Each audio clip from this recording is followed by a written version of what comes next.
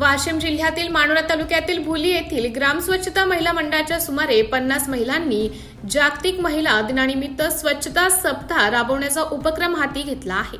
या महिलांनी वाशिम येथील जिल्हाधिकारी कार्यालय व जिल्हा परिषद परिसरात स्वच्छता मोहीम राबवून समाजाला स्वच्छतेचा संदेश दिला आहे।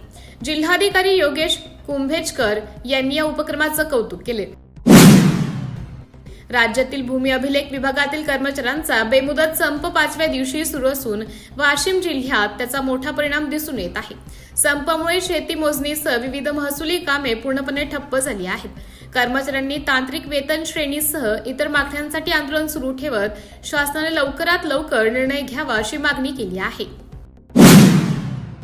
वाशिम जिल्ह्यात बदलत्या वातावरणाचा फटका पपई पिकाला बसताना दिसू लागलाय। अनेक शेतांमध्ये पपईच्या झाडांवर रोगराईचा प्रादुर्भाव झाल्याने झाडांची वाढ खुंटत असून उत्पादन घटण्याची भीती व्यक्त होत आहे। सध्या बाजारात चांगला दर मिळत असला तरी नुकसान टाळण्यासाठी कृषी विभागाने तातडीने मार्गदर्शन करावे अशी मागणी शेतकऱ्यांकडून होत आहे। वाशिम जिल्ह्यात महसूल विभागाच्या सेवा तळागाळातील नागरिकांपर्यंत पोहोचवण्यासाठी महाराजस्व समाधान शिबिर अभियान राबवण्यात येत आहे। 7 मार्च ते 15 मे दरम्यान तालुका स्तरावर मंडळ निहाय शिबिरे आयोजित केली जाणार आहेत। जिल्हाधिकारी योगेश कुंभेजकर यांच्या अध्यक्षतेखाली झालेल्या बैठकीत संबंधित विभागांना शिबिराचे प्रभावी नियोजन करण्याच्या सूचना देण्यात आल्या आहेत। वाशिम शहरातील मुख्य बाजारपेठेतील पाटणी चौक ते छत्रपती शिवाजी महाराज चौक या वर्दळीच्या रस्त्याची सध्या अतिशय दयनीय अवस्था झाली आहे।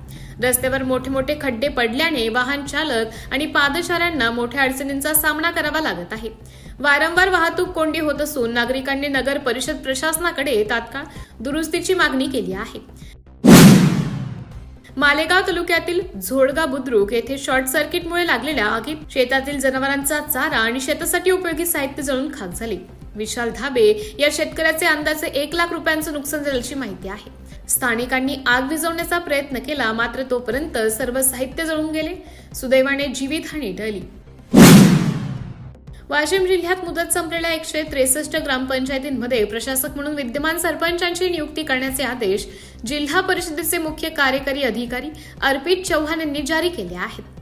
तसेच ग्रामपंचायतींचे कामकाज सुरळीत चालण्यासाठी उपसरपंच आणि सदस्यांची प्रशासकीय समिती स्थापन करण्यात येणार असून दैनंदिन प्रशासन या समितींमार्फत चालवले जाणार आहेत। वाशिम जिल्ह्यातील रिसोड शहरावर पाणी टंचाईची शक्यता निर्माण झाली आहे। शहराला पाणी पुरवठा करणाऱ्या आडवर प्रकल्पात सध्या केवळ 40% पाणीसाठा शिल्लक आहे। या प्रकल्पावरून रिसोडसह शिरपूर, रिठण आणि आसपासच्या गावांना पाणी पुरवठा केला जातो। त्यामुळे नागरिकांना पाणी जपून वापरावे असं आवाहन प्रशासनाकडून करण्यात आलं आहे।